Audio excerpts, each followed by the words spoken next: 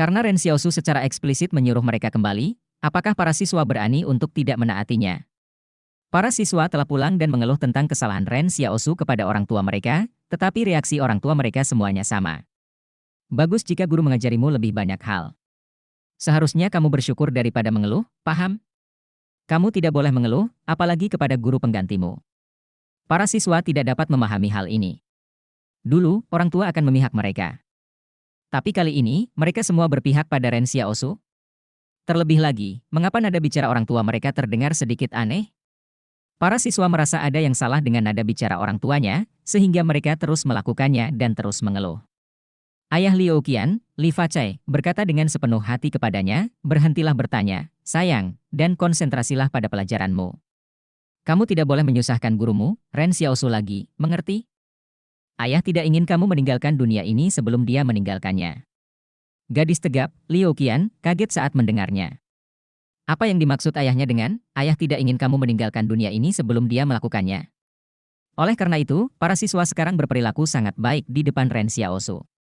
Saat dia memanggil mereka kembali, semua siswa bergegas kembali ke tempat duduk mereka seperti anak muda yang ketakutan. Begitu dia mulai mengajar lagi, dia mengajar sampai hari menjadi gelap. Saat langit semakin gelap, para siswa menatap kosong ke arah Ren Xiaosu saat dia semakin antusias dengan pengajarannya. Akhirnya, Liu Qian tidak tahan lagi. Dia berkata dengan lemah lembut, "Guru, hari sudah mulai gelap. Tidak akan aman bagi kita jika kita tidak pulang sekarang." Ketika siswa sebelumnya mengatakan hal serupa, Ren Xiaosu akan segera membubarkan kelas. Karena itu, ketika Liu Qian selesai mengatakan itu, semua siswa memandang Ren Xiaosu sebagai antisipasi. Namun, Ren Xiaosu berkata dengan ramah, "Jangan khawatir, kalian akan baik-baik saja." Pada hari ini, Ren Xiaosu mengajar sampai jam 8 malam sebelum akhirnya membubarkan kelas. Malam telah tiba pada saat ini. Ren Xiaosu tidak menerima tanda terima kasih apapun di akhir pelajaran, tapi dia tidak keberatan. Efek sindrom Stockholm mengatakan bahwa jika tidak ada kekejaman, bagaimana bisa ada rasa syukur? Ayo pergi, guru akan mengirim kalian semua pulang, kata Ren Xiaosu dengan lebih ramah. Para siswa saling memandang. Mereka tiba-tiba merasa bahwa guru pengganti, Ren Xiaosu, tampaknya memiliki keterampilan yang luar biasa. Di masa lalu, Ren Xiaosu pasti akan membiarkan siswanya pulang sebelum langit menjadi gelap karena tidak aman jika mereka pulang lebih lambat dari itu. Tapi kali ini, Ren Xiaosu tidak merasa membuang-buang waktu sedikit pun, selama para siswa dapat mempelajari sesuatu yang berguna. Mereka harus memahami betapa kejamnya masyarakat. Meskipun mungkin agak tidak aman bagi orang biasa untuk memimpin sekelompok besar anak-anak, tidak demikian halnya bagi Ren Xiaosu. Dia hampir 2 kali lebih kuat dari rata-rata orang dewasa di kota, jadi masalah keselamatan bisa diabaikan. Selama seseorang tidak memiliki senjata, Ren Xiaosu tidak perlu takut. Ren Xiaosu secara pribadi menyerahkan siswanya kepada orang tua mereka satu persatu berdasarkan jarak tempat tinggal mereka dari sekolah. Ketika beberapa tetangga melihat Ren Xiaosu berusaha keras untuk memberikan pengetahuan kepada para siswa dan bahkan mengirim mereka pulang secara pribadi demi keselamatan mereka, mereka merasa bahwa dia adalah guru yang hebat. Orang tuanya tidak tahu mengapa Ren Xiaosu melakukan ini dan hanya menganggapnya sebagai orang yang baik dan murah hati. Jadi, tindakan memulangkan siswa ini telah membuat Ren Xiaosu mendapat 6 ucapan terima kasih dari orang tuanya. Ren Xiaosu merasa bahwa dia belum sepenuhnya mengambil inisiatif sebelumnya. Setelah bekerja keras untuk menyembuhkan orang dan menyelamatkan nyawa mereka, dia hanya menerima 12 tanda terima kasih. Namun sejak mengubah pola pikir dan cara melakukan sesuatu, tanda terima kasihnya melonjak hingga 50. Dan satu-satunya harga yang harus dibayar adalah Yan Liuyuan menolak berbicara dengannya sepanjang malam. Sejujurnya, total durasi kelas siang hari hanya sekitar 5 jam. Sebelum Ren Xiaosu mengambil alih sebagai guru pengganti, para siswa tidak pernah menyangka bahwa pelajaran bertahan hidup akan berlangsung selama 5 jam penuh. Keesokan harinya, Ren Xiaosu tidak sabar untuk pergi ke sekolah.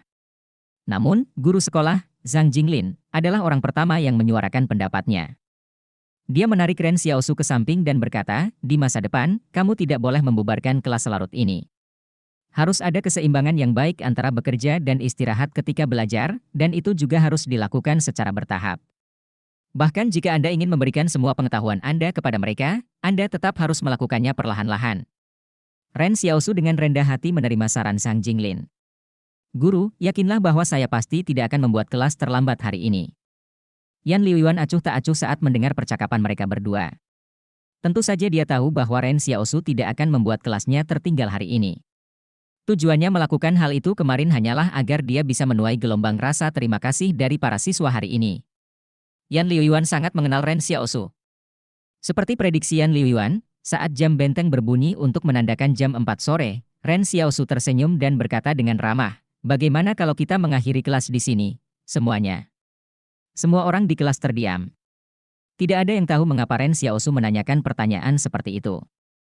Jika mereka menjawab ya, bukankah itu berarti Ren Xiaosu buruk dalam mengajar? Tetapi jika mereka menjawab tidak, mereka takut Ren Xiaosu akan mengabulkan keinginan mereka untuk tidak ingin mengakhiri kelas. Jadi mereka tutup mulut saja. Ren Xiaosu berkata sambil tersenyum, harus ada keseimbangan yang tepat antara bekerja dan istirahat dalam hal belajar. Aku memberikan begitu banyak pengetahuan kepada semua orang kemarin, jadi aku tidak akan membuat kalian terlambat hari ini. Di satu sisi, hal ini bertujuan agar semua orang dapat mengolah ilmu yang telah Anda pelajari. Di sisi lain, ini agar semua orang bisa sedikit bersantai dan bersenang-senang hari ini. Para siswa sangat tersentuh hingga mereka hampir menangis. Kelas dibubarkan, kata Ren Xiaosu.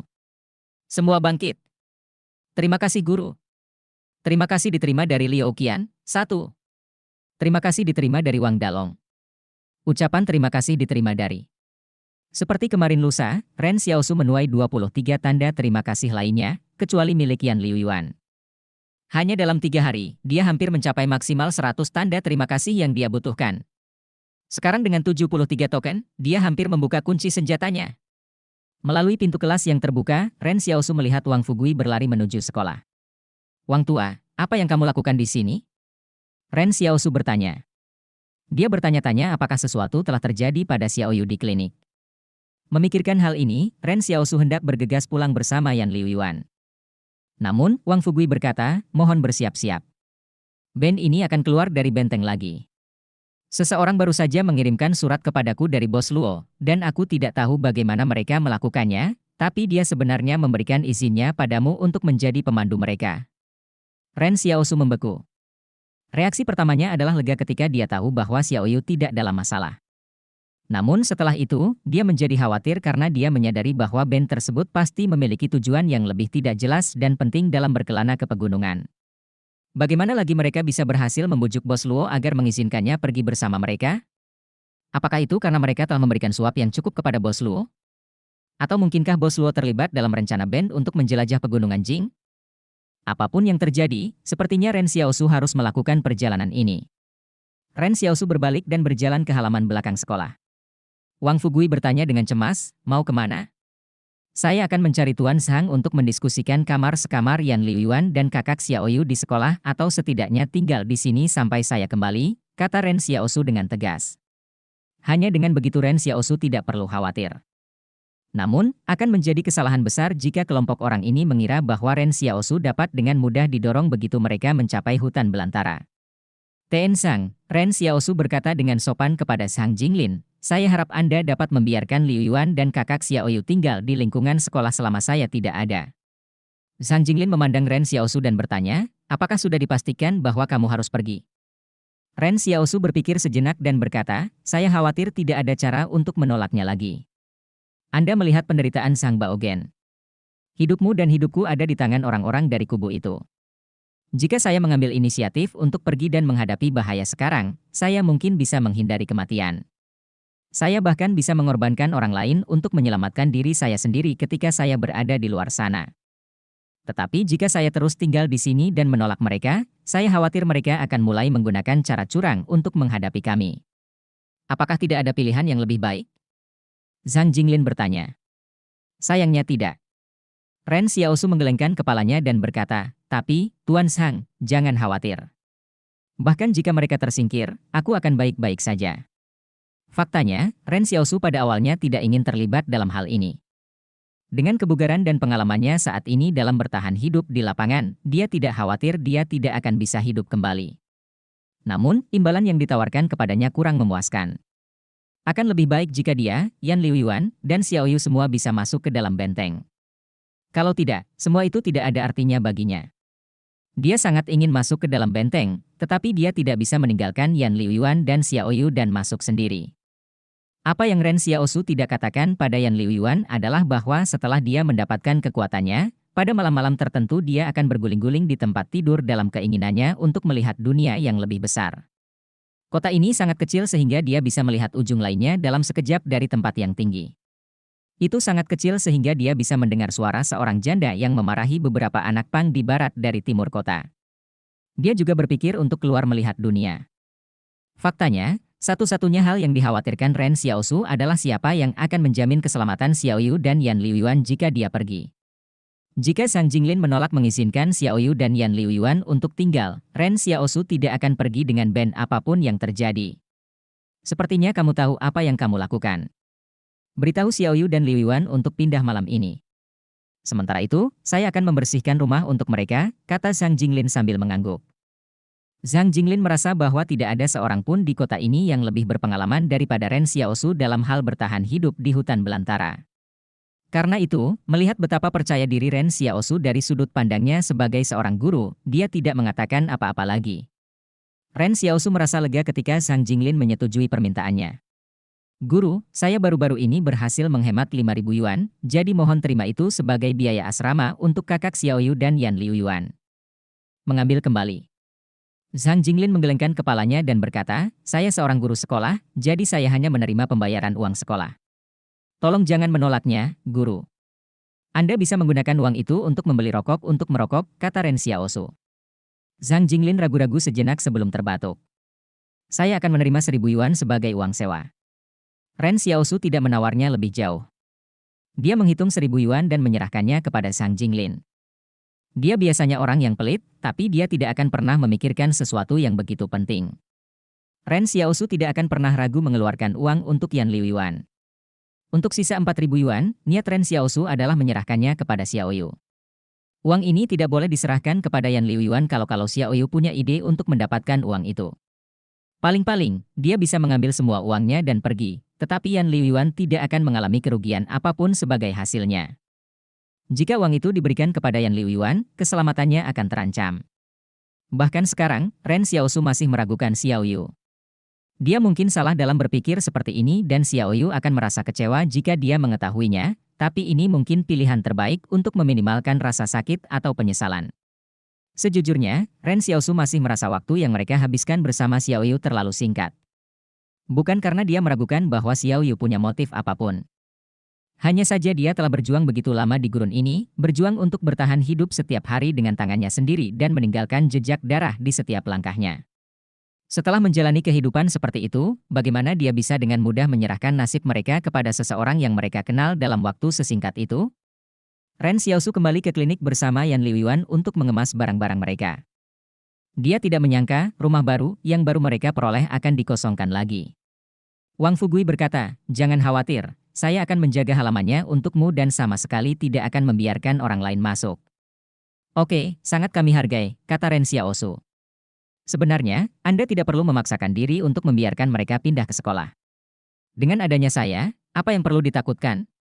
Wang Fugui tertawa. Bukankah aku juga melindungimu? Ren Xiaosu tanpa ampun menolak saran Wang Fugui. Di kota ini, sekolah adalah yang paling aman.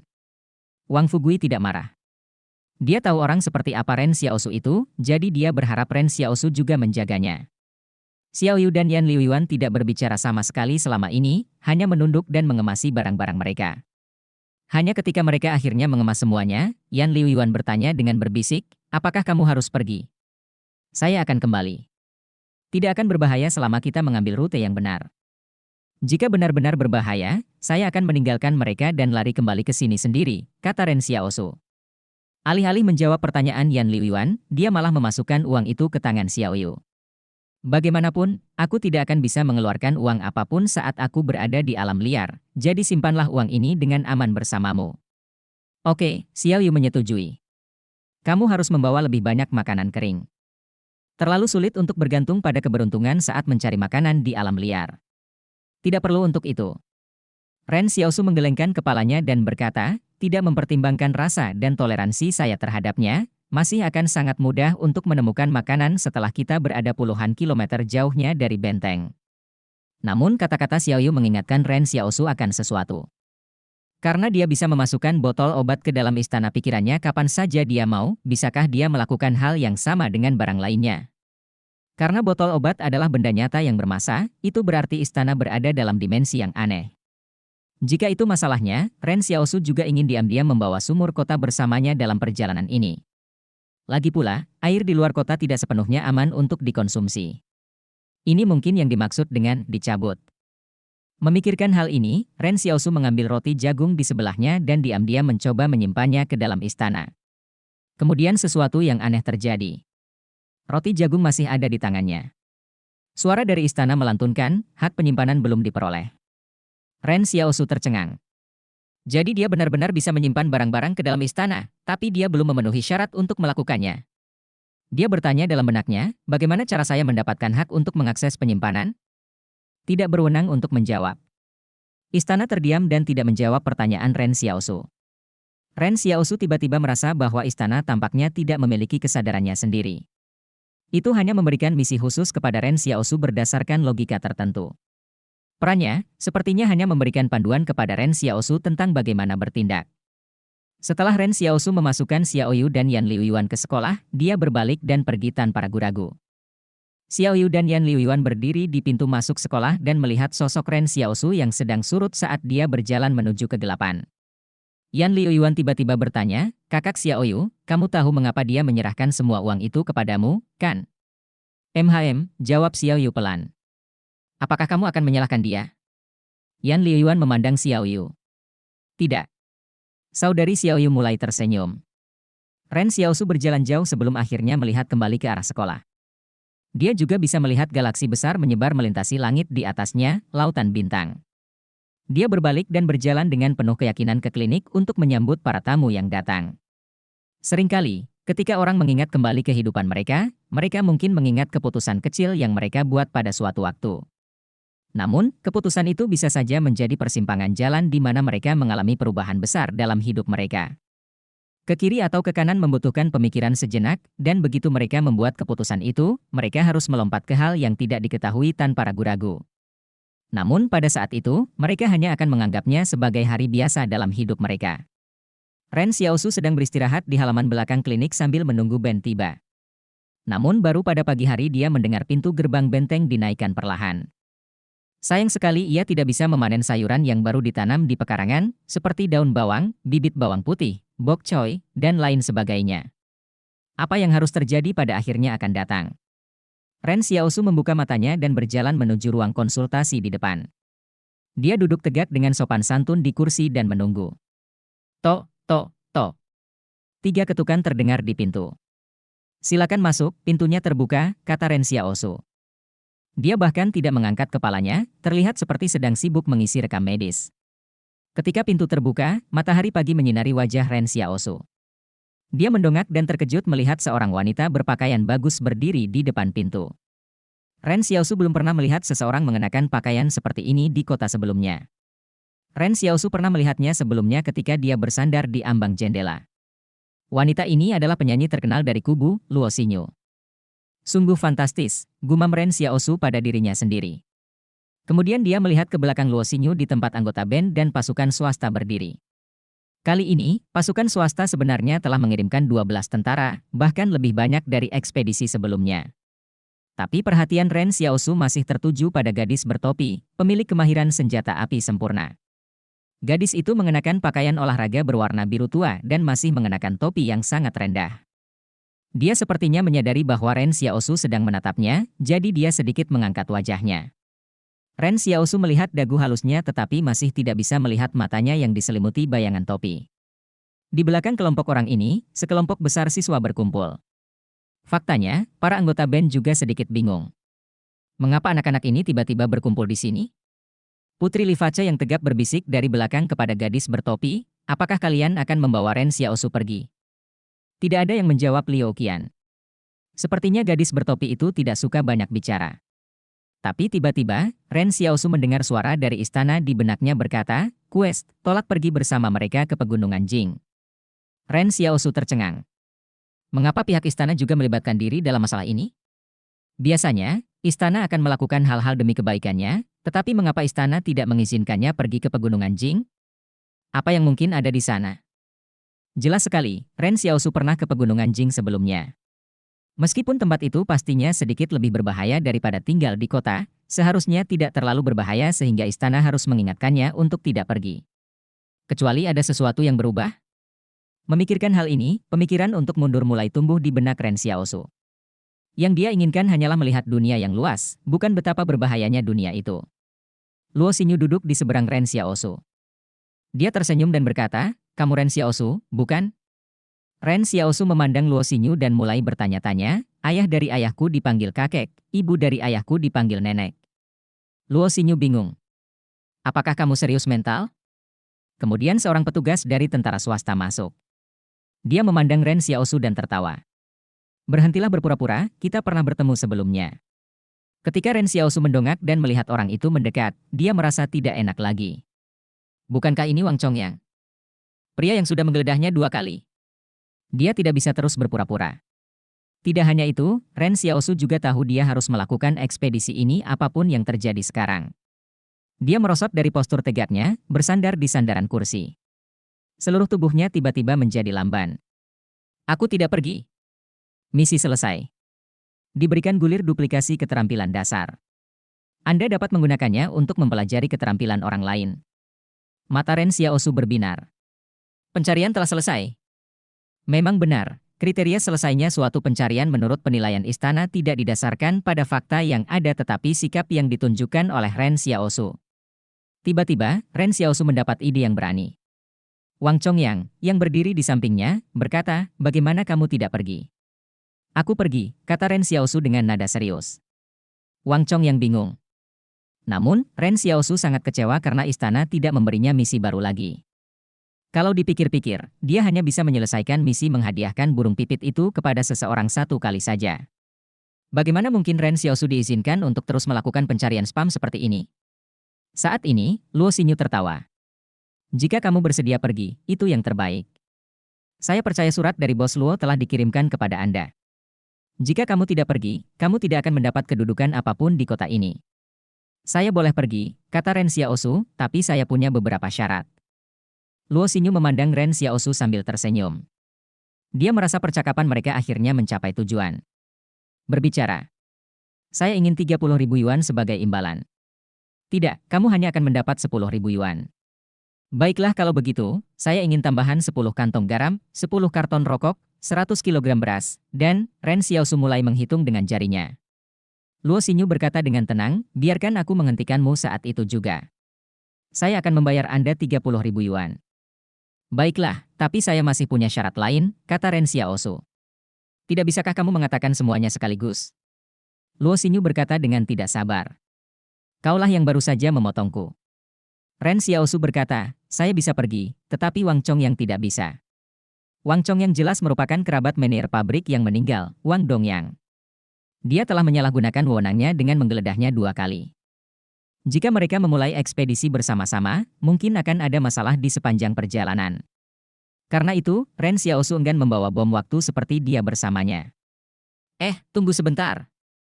Mungkinkah Wang Chongyang diusir karena dia menggeledah Ren Xiaosu 2 kali dan menyinggung bos Luo dalam prosesnya? Kemungkinan ini sangat kuat. Prajurit biasa mana yang mau pergi ke hutan belantara? Apakah mereka muak menikmati hidup di benteng? Oleh karena itu, jika Wang Chongyang diusir, ketidakbahagiaannya terhadap Ren Xiaosu akan semakin besar. Kalau begitu, terlebih lagi dia tidak boleh melakukan ekspedisi bersamanya. Dikatakan bahwa hal yang paling mengkhawatirkan di gurun ini adalah binatang buas yang semakin kuat, tetapi Ren Xiaosu tidak setuju, karena dia telah bertemu dan membunuh beberapa dari mereka sebelumnya. Baginya, yang paling mengkhawatirkan di gurun ini bukanlah binatang melainkan manusia. Luo Xinyu menoleh untuk melihat Wang Chongyang. Dia tidak menyangka keduanya akan menyimpan dendam satu sama lain. Luo Xinyu berbalik dan menatap gadis bertopi yang mengangguk terselubung padanya. Luo Xinyu berkata, "Baiklah, Wang Chongyang, kamu dapat kembali ke benteng." Wang Chongyang memandang Ren Xiaosu. Sambil terkekeh, Ren Xiaosu berkata kepadanya, "Kamu juga tidak ingin pergi, kan?" Sudut mulut Wang Chongyang melengkung. "Kamu menarik." Wang Chongyang kemudian berbalik dan pergi. Setelah dia pergi, Ren Xiaosu berkata, "Sebenarnya, saya masih memiliki syarat lain." Tapi Luo Xinyu sudah berdiri dan senyumannya berubah menjadi ekspresi tegas. Nak, kesabaranku sudah habis. Ren Xiaosu bertanya-tanya mengapa orang-orang dari benteng ini sering mengalami perubahan suasana hati. Dia tersenyum padanya beberapa saat yang lalu, jadi mengapa sikapnya tiba-tiba berubah. Untuk sementara waktu, rombongan belum bisa berangkat karena menunggu petugas pengganti dari tentara swasta kubu tersebut. Keputusan spontan seperti mengganti seorang perwira, meskipun hanya perwira berpangkat rendah, sudah cukup untuk menunjukkan pengaruh seperti apa yang dimiliki Luo Xinyu di kubu. Hanya saja Ren Xiaosu juga memperhatikan gadis bertopi itu diam-diam mengangguk ke arah Luo Xinyu. Siapa gadis bertopi ini? Ren Xiaosu tiba-tiba berkata, kita akan menjadi satu tim, tapi aku masih belum tahu siapa namamu. Seorang anggota band mencibir, kami bukan rekan satu tim dengan seorang pengungsi. Anda hanya seorang pemandu, jadi jangan bersikap seolah-olah Anda dekat dengan kami. Ren Xiaosu mengamati anggota band ini saat dia dengan serius mempertimbangkan apakah akan ada tempat yang cocok untuk membunuhnya di sepanjang jalan. Ada perbedaan yang jelas antara pengungsi di kota dan penduduk di benteng. Dibandingkan dengan orang-orang yang adil dan beradab di kubu, kekotoran dan perilaku biadab penduduk kota cukup terlihat. Namun ada perbedaan yang lebih mendasar di antara keduanya. Sikap mereka terhadap kehidupan. Bagaimana Ren Xiaosu bisa bertahan selama ini? Dan bagaimana orang-orang ini menjalani hidup mereka dengan nyaman di dalam benteng? Lingkungan akan sangat mempengaruhi perkembangan seseorang, pemikirannya, karakternya, DLL. Saat itu, seorang petugas keluar dari kubu dan langsung menuju klinik. Ketika dia muncul di depan semua orang, dia berbicara, saya Letnan 2 Su Xianchu dari Divisi Dinas Lapangan. Baru pada saat inilah semua orang mulai memperkenalkan diri. Namun, Ren Xiaosu tidak repot-repot mengingat nama mereka sambil terus menatap anggota band yang mengejeknya. Dia mendengar anggota band tersebut memperkenalkan dirinya sebagai, saya agen Miss Luo Xinyu. Namaku Liu Bu. Ren Xiaosu mencatat nama Liu Bu dan mencatatnya dalam ingatannya. Tiba-tiba, gadis bertopi itu berkata, saya Yang Xiaojin 1. Ren Xiaosu terkejut. Jadi gadis ini bernama Yang Xiaojin. Entah kenapa, Ren Xiaosu merasa nama ini terdengar sangat menyenangkan. Yang penting, pengungsi kota dan orang-orang dari kubu juga memiliki perbedaan lain, yaitu nama mereka. Lihatlah nama-nama orang dari kubu tersebut. Su Xianchu, Liu Bu, Luo Xinyu, Wang Chongyang, Yang Xiaojin, DLL. Dan kemudian lihatlah nama-nama pengungsi di kota. Wang Fugui, Wang Dalong, Li Facai, Liu Qian, DLL. Nama-nama penduduk kota terdengar terlalu kasar. Tetapi dengan ini, Ren Xiaosu mendapat pemahaman tentang apa tugas orang-orang di tim. Sebagai agen Luo Xinyu, Liu Bu adalah orang yang bertanggung jawab atas keseluruhan urusan band.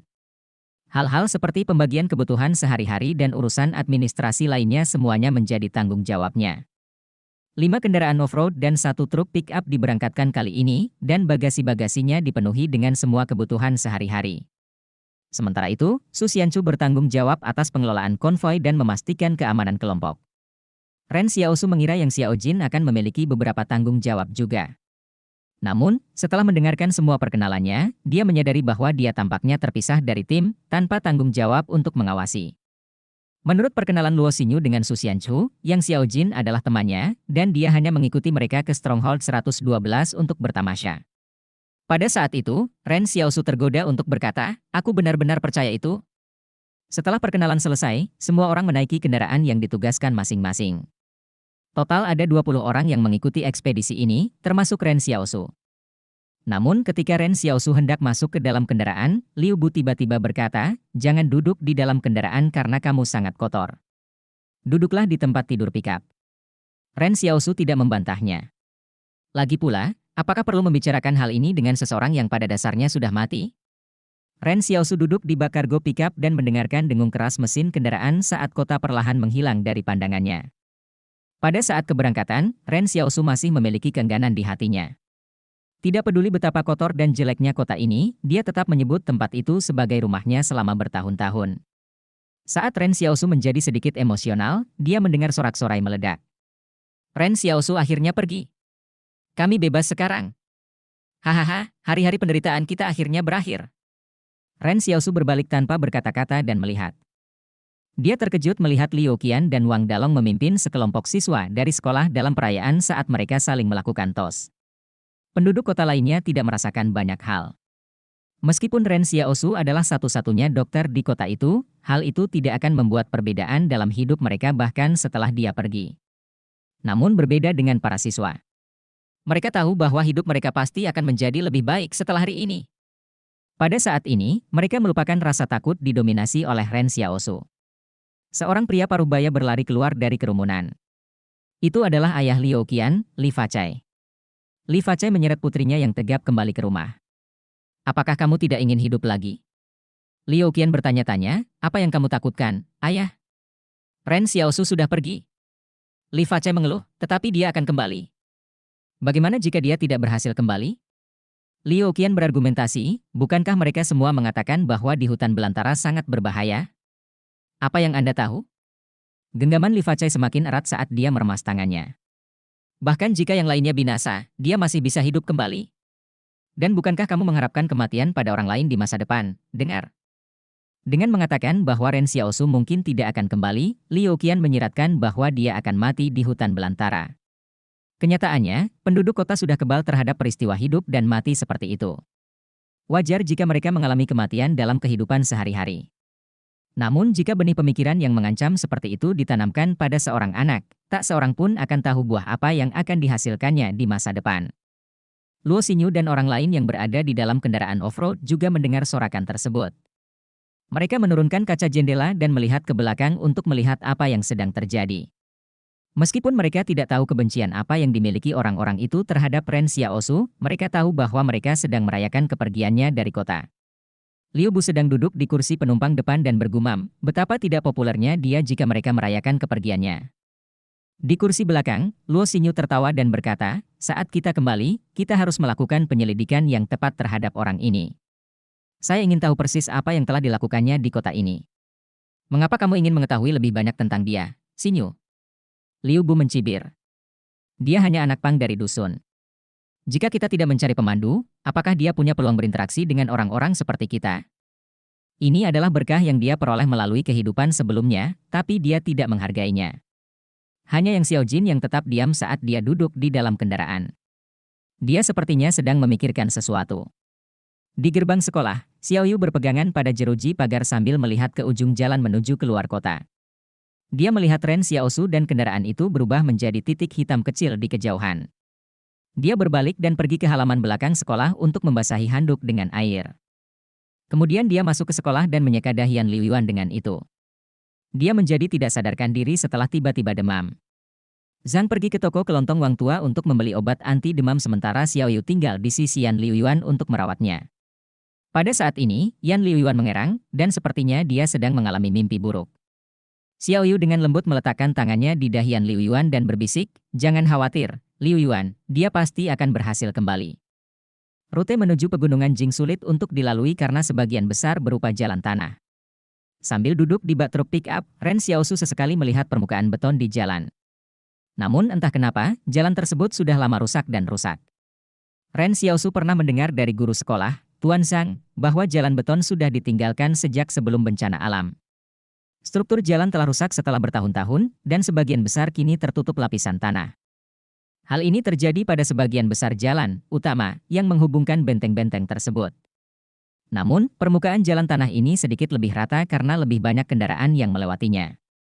Kenyataannya, tidak banyak kendaraan yang melintas di antara benteng-benteng tersebut. Kembali ke kota mereka sendiri, Ren Xiaosu dan yang lainnya hanya akan melihat kendaraan non-lokal datang ke Stronghold 113 sekitar belasan kali dalam setahun. Bahkan itu dianggap cukup banyak. Hutan belantara tidak semuanya sunyi. Sebaliknya, hanya butuh belasan kilometer setelah meninggalkan kota sebelum mereka disambut dengan tanaman hijau subur di mana-mana. Selama bertahun-tahun, vegetasi menjadi semakin subur. Namun, Ren Xiaosu tidak merasa ini adalah hal yang buruk.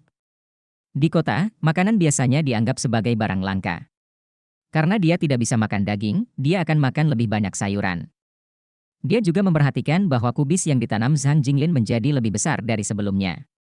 Ren Xiaosu bahkan secara spesifik bertanya kepada Zhang Jinglin apakah dia telah menggunakan pupuk untuk menanamnya, tapi dia menyangkalnya. Ini adalah hal yang bagus.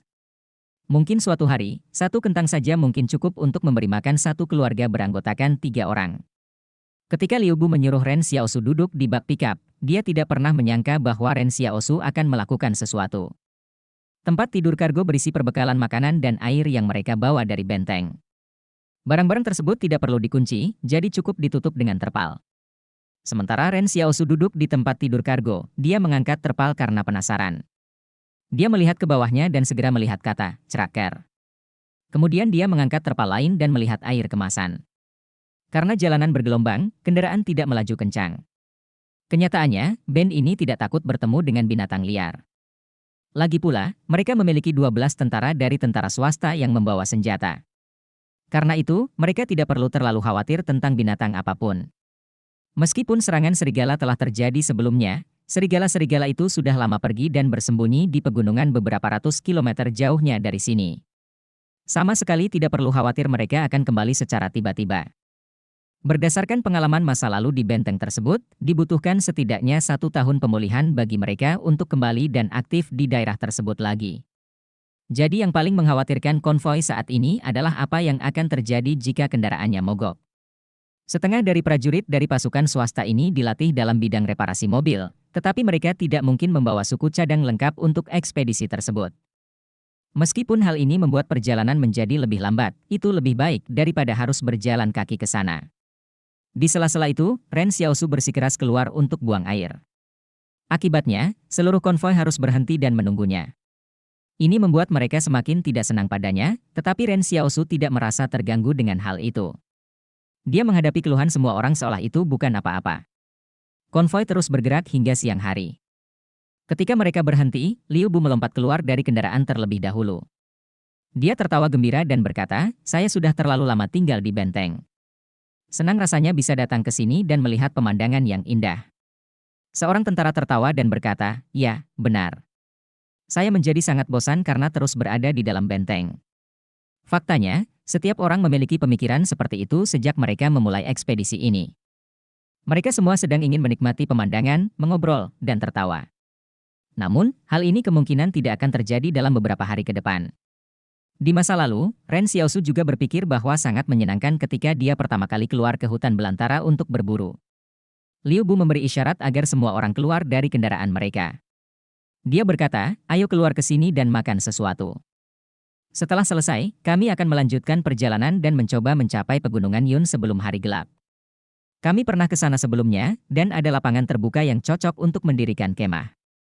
1. https://n Wikipedia, orang wiki Yun_range. Semua orang mengobrol dan tertawa saat keluar dari kendaraan off-road. Beberapa tentara berkumpul untuk merokok bersama. Wajah mereka penuh kebahagiaan ketika mereka mulai terengah-engah. Liu Bu memanggil band tersebut untuk pergi ke truk pick-up. Dia tidak mempunyai wewenang untuk memerintahkan tentara berkeliling. Bukan karena pengaruhnya atau Luo Xinyu sehingga mereka dapat menyewa 12 tentara dari pasukan swasta untuk ikut bersama mereka dalam perjalanan ini. Faktanya, band mereka ada di sini untuk bertindak sebagai kedok bagi pasukan swasta untuk menjalankan misi mereka. Dalam keadaan seperti itu, orang lain mungkin berpikir bahwa Liu Bu dan Luo Xinyu sangat berpengaruh. Tapi mereka lebih tahu. Saat Liu Bu berjalan menuju truk pick-up, dia berkata kepada anggota band di sebelahnya, "Kami akan membagikan rokok yang kami bawa kepada tentara sebentar lagi." "Baiklah, berapa banyak yang harus kita berikan kepada mereka?" anggota band itu bertanya. "Keluarkan 1 karton dulu." "Bukankah kita membawa 10 karton?" "Tidak perlu terlalu cemas. Kita bisa membagikannya secara perlahan." Liu Bu tersenyum dan berkata, "Kami memiliki sekelompok tentara baru yang bergabung dengan kami, jadi semua orang akan mulai akrab setelah kami saling mengenal satu sama lain." Ketika Liu Bu sampai di belakang truk pick-up, dia terkejut saat dia berbalik dan melihat ke dalam. "Sial! Ren Xiaosu, apa yang telah kamu lakukan?" Ren Xiaosu memandang Liu Bu dan berkata, "Mengapa kamu terlihat begitu terkejut?" "Aku tidak melakukan apapun." Dia bersendawa. Karena dia makan terlalu banyak, dia tidak bisa menahan diri untuk bersendawa. Ren Xiaosu berdiri untuk meregangkan tubuhnya, lalu membersihkan remah-remah kerupuk di tubuhnya. Liu Bu membungkuk ke tempat tidur kargo dan melihat sekeliling. Hatinya sakit. "Apakah kamu babi? Bagaimana kamu bisa makan begitu banyak? Kamu makan 5 bungkus biskuit sendirian dalam 1 pagi?" Sejujurnya, sudah lama sekali sejak Ren Xiaosu tidak makan sebanyak itu. Di hari-hari termiskin mereka, dia akan meninggalkan makanannya untuk dimakan Yan Liuan. Mereka baru menjadi kaya baru-baru ini, jadi dia belum sempat menjadi boros. Selain itu, kerupuk yang mereka bawa juga enak. Ada yang manis dan asin. Yang penting, garam dan gula adalah barang mewah di kota. Seringkali, mereka hanya makan kentang rebus atau makanan serupa. Di mana mereka bisa mendapat kesempatan untuk makan makanan lezat seperti kerupuk? Bahkan ada banyak air minum yang tersedia di dalam kendaraan. Lihat betapa buncitnya perutmu. Liu Bu meraung. Kamu pasti hamil 4 bulan kan? Tidakkah kamu merasa tidak nyaman menjejali dirimu dengan begitu banyak makanan? Ren Xiaosu membentak, hanya karena kamu membiarkan aku duduk di sini di tempat tidur maka hal ini terjadi. Tapi sekarang setelah kamu menyebutkannya, rasanya sedikit tidak nyaman. Ren Xiaosu keluar dari pikap dan mulai berlari ke kejauhan. Kalian semua boleh makan dulu. Aku perlu membuang sampah. Saat Ren Xiaosu lari jauh, Liu Bu dan yang lainnya merasa frustrasi di hutan belantara. Seorang anggota band ragu-ragu sebelum berkata, mengapa kita tidak membiarkan dia duduk di dalam kendaraan saja? Liu Bu menatapnya. Mengapa kita harus membiarkan dia duduk di dalam kendaraan? Apakah pengungsi seperti dia memenuhi syarat untuk duduk bersama kita? Ya. Anggota band itu tidak terdengar begitu percaya diri dengan sarannya lagi. Namun dia masih bergumam, jika kita terus membiarkan dia duduk di bak pikap selama 2 hari lagi, aku khawatir bekal kita tidak akan bertahan hingga Stronghold 112. Mendengar kata-kata itu, Liu Bu membuat perkiraan kasar tentang selera makan Ren Xiaosu. Lalu dia menghela nafas dan berkata, memang benar, kita tidak akan bisa bertahan sampai saat itu. Pada akhirnya, semua orang dengan suara bulat memutuskan untuk membiarkan Ren Xiaosu duduk di dalam kendaraan. Ketika Ren Xiaosu kembali, dia tidak senang mengetahui bahwa dia harus duduk di dalam kendaraan. Saya tidak ingin duduk di dalam kendaraan. Aku tidak memenuhi syarat untuk duduk bersama kalian semua. Saya hanya seorang pengungsi. Biarkan aku pergi, biarkan aku bersama kerupukku. Apakah kalian manusia? Akhirnya, masalah terselesaikan setelah semua orang bekerja sama untuk menjejalkannya ke dalam kendaraan.